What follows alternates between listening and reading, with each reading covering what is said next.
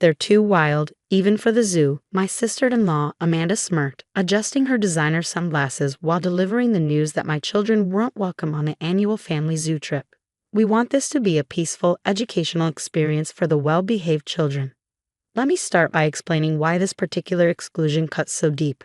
I'm Emma, mother of 7-year-old twins Oliver and Sophie. For the past 5 years, since marrying into the Wilson family, I've watched my sister-in-law Amanda orchestrate one family event after another, each time finding new ways to exclude my children while making sure her perfect kids were always front and center. I stood in Amanda's immaculate kitchen, still clutching the permission slips I'd just picked up from the twins' school for the zoo trip. My children had been counting down the days, making lists of all the animals they wanted to see. Sophie had even been practicing her drawing skills to create a zoo journal. The twins have been looking forward to this for months, I said, keeping my voice steady despite the anger bubbling inside me. They've never caused any problems on family outings. Amanda rolled her eyes, the gesture so familiar it made my teeth clench. Oh please, have you forgotten the disaster at the aquarium last year? You mean when your Aiden pushed that little girl into the touch pool and my Sophie helped her up? She waved her hand dismissively. That's not how I remember it. Besides, this is different. We've hired a private tour guide. Very expensive, very exclusive. We can't have any disruptions. By disruptions, I knew exactly what she meant. While her children, Aiden and Madison, paraded around in matching designer outfits, my twins preferred comfortable clothes that could handle their enthusiastic exploration of the world. Where her kids posed perfectly for social media photos, mine were more interested in actually learning about their surroundings. Mom's already agreed. Amanda continued, a smug smile playing on her lips. She thinks it's best if you sit this one out. Maybe take them to the petting zoo instead. That seems more their speed. The condescension in her voice made my blood boil, but years of dealing with Amanda had taught me to play the long game. I smiled, gathering my things. You're right, Amanda. The twins and I will make other plans. Her expression faltered slightly. She'd clearly been expecting an argument. I'd given her those before, playing right into her hands as she painted me as the unstable, confrontational one. Not this time. As I drove home, my mind was already working on a plan. The twins' father, my husband Mark, was away on a business trip, conveniently missing another of his sister's power plays. But I had something Amanda didn't know about. A connection at the zoo. My college roommate Jessica had worked her way up to head of educational programs at the city zoo. We kept in touch over the years, and she'd been wanting to meet the twins ever since hearing about their passion for animals. One phone call later, and pieces started falling into place. The private tour guide they requested just called in sick. Jessica told me, and I could hear the smile in her voice. I'll have to lead the tour myself, and Emma, I think it's time we launch that new educational program we've been discussing, the one about empathy and animal conservation, aimed at young children. That evening, I sat the twins down to break the news about the family zoo trip. Their faces fell exactly as I'd expected, but I had a surprise ready. How would you two like to be part of something even more special? I asked, pulling out the junior zoo guide badges Jessica had dropped off. You're going to help create a whole new program for kids to learn about animals. Their eyes lit up as I explained how they get to arrive early, learn about the animals from the experts, and help other children understand conservation. What I didn't tell them was that their special program would coincide exactly with Amanda's exclusive family tour. Sometimes the best revenge isn't about confrontation. It's about creating something better than what you've been excluded from. As I watched Oliver and Sophie pore over their animal fact books that evening, preparing for their special role, I knew this time would be different.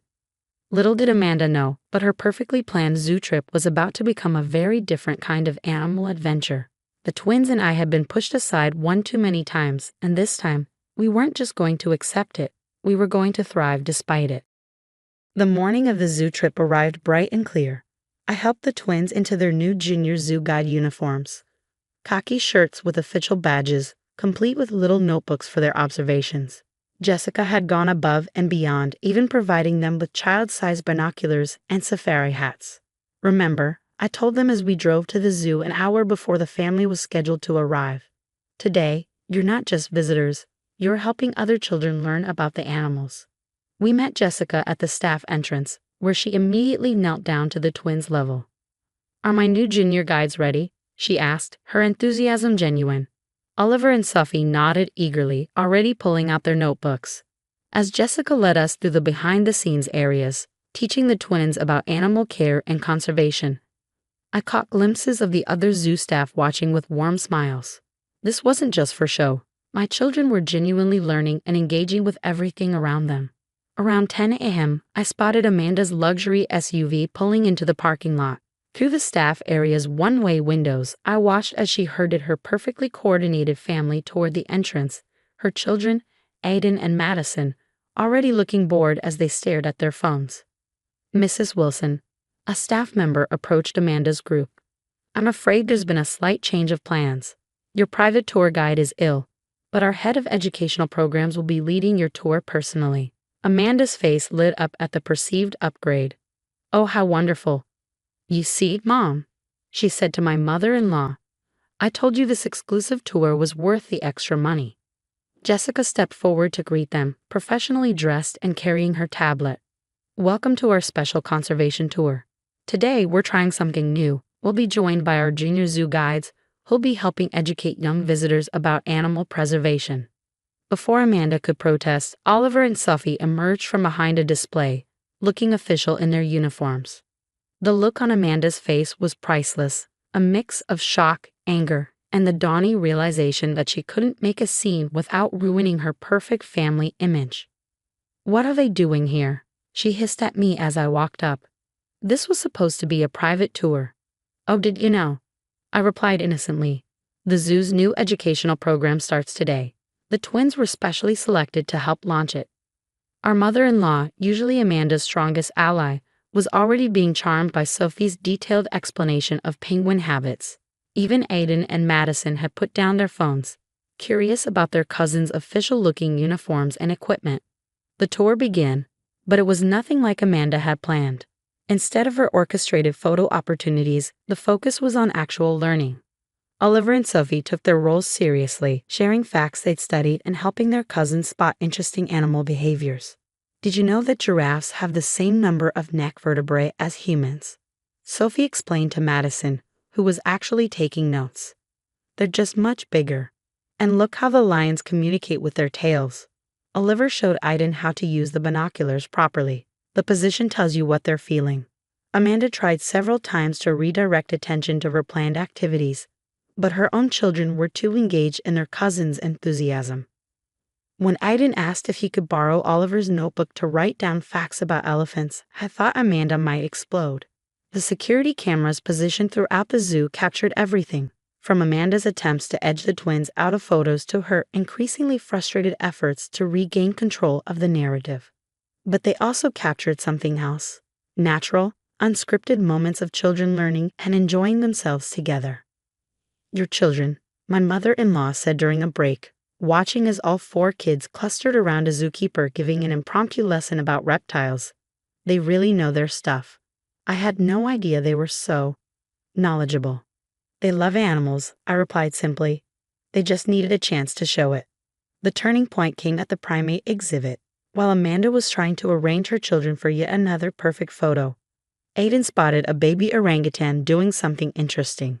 In his excitement to show Oliver, he knocked over Madison's drink, spilling it all over Amanda's designer shoes. "This is exactly why I didn't want them here," Amanda snapped, gesturing at my twins, though they'd had nothing to do with the accident. "They're encouraging this wild behavior." Jessica, who had been quietly observing all morning, stepped forward. "Actually, Mrs. Wilson, I've been documenting today's interactions for our new program evaluation. Would you like to see the footage?" She pulled up her tablet, showing clips from the security cameras. There were my twins, calmly and professionally sharing their knowledge, and there was Amanda, making multiple attempts to create artificial moments while disrupting the actual learning taking place. "The children are all doing wonderfully," Jessica continued professionally. "In fact, this natural interaction between cousins is exactly what we hope to encourage in our new program. Your nephew and niece have been exemplary guides." Amanda's face flushed red as she realized how her behavior would look if Jessica's program evaluation were to become public. The perfect family image she worked so hard to maintain was crumbling, and there wasn't a thing she could do about it. The rest of the tour continued without incident, though Amanda remained suspiciously quiet. By the end, even she couldn't deny that her children had learned more and enjoyed themselves more than they would have during her planned photo shoot tour. As we prepared to leave, Madison tugged on her mother's sleeve. "Mom, can we come back next week when Oliver and Sophie are doing their guy thing again? I want to learn more about the penguins." Amanda's tight smile said everything. Her perfect plan had backfired spectacularly, and now her own children were asking to spend more time with their supposedly disruptive cousins. The aftermath of the zoo trip rippled through the family like waves in a pond. That evening, my phone buzzed repeatedly with messages, not from Amanda, but from other family members who had seen the photos Madison had posted online. Not the staged portraits Amanda had planned, but candid shots of all four children engaged in learning, the twins in their official uniforms proudly sharing their knowledge. "Oliver and Sophie are junior zoo guides. That's incredible," texted my cousin-in-law. "My kids would love that program." Even Mark, calling from his business trip, was amazed by the videos Madison had shared in the family group chat. "Honey, the twins look so professional. Why didn't Amanda tell me about this program?" "Oh, you know how last minute these things can be," I replied innocently, letting him draw his own conclusions. The real shock came 3 days later during our weekly family dinner. Amanda arrived last, unusually subdued. Throughout the meal, she kept glancing at her phone, frowning at whatever she was seeing. Finally, she cleared her throat. "So, apparently, the zoo's new educational program is going viral on social media. They're featuring Oliver and Sophie in their promotional materials." I took a sip of water to hide my smile. Jessica had mentioned the zoo's marketing team was thrilled with the natural interactions they had captured between the children. "The waiting list for the junior guide program is already full through summer," Amanda continued, her voice strained. "Madison's been begging to sign up." My mother-in-law, who had been unusually quiet since the zoo trip, spoke up. "Well, perhaps if you asked Emma nicely, the twins could help Madison prepare. They clearly know so much about the animals." The look on Amanda's face was priceless, a mixture of frustration and resignation. Her perfect plan to exclude my children had instead turned them into local celebrities of sorts, admired for exactly the qualities she had tried to dismiss. That weekend, Jessica sent me the official tour guide's report she had compiled, complete with time-stamped security footage. "For your records," her note read, "just in case anyone ever questions who really caused disruptions that day." But the real victory wasn't in having ammunition against Amanda's future schemes. It was in watching how the dynamics had shifted. The twins' cousins now looked up to them as experts. Other parents at school asked about the zoo program, and most importantly, Oliver and Sophie had grown more confident, realizing that being different from their cousins wasn't a flaw. It was their strength. A month later, the zoo launched its expanded educational program. Amanda showed up at the opening day ceremony, perfectly coiffed as always, with an obviously rehearsed speech about how proud she was of her niece and nephew. The twins, too busy helping younger children learn about conservation, barely noticed her performance. "You know," my mother-in-law said, watching Oliver patiently explain animal tracks to a group of fascinated kindergartners, "I've been thinking about all the family events we've had over the years. Perhaps we've been focusing on the wrong things." I squeezed her hand gently. It's never too late to make changes. That evening, as I helped the twins pack up their guide gear, Sophie looked up at me thoughtfully. "Mom, do you think Aunt Amanda is still mad we came to the zoo that day?" I knelt down to her level.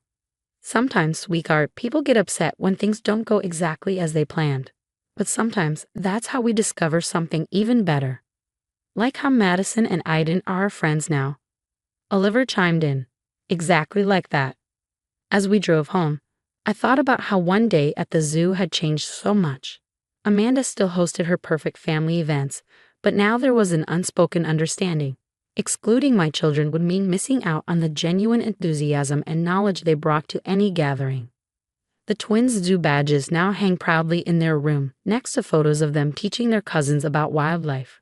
They're reminders that sometimes the best response to exclusion isn't to fight back or give in.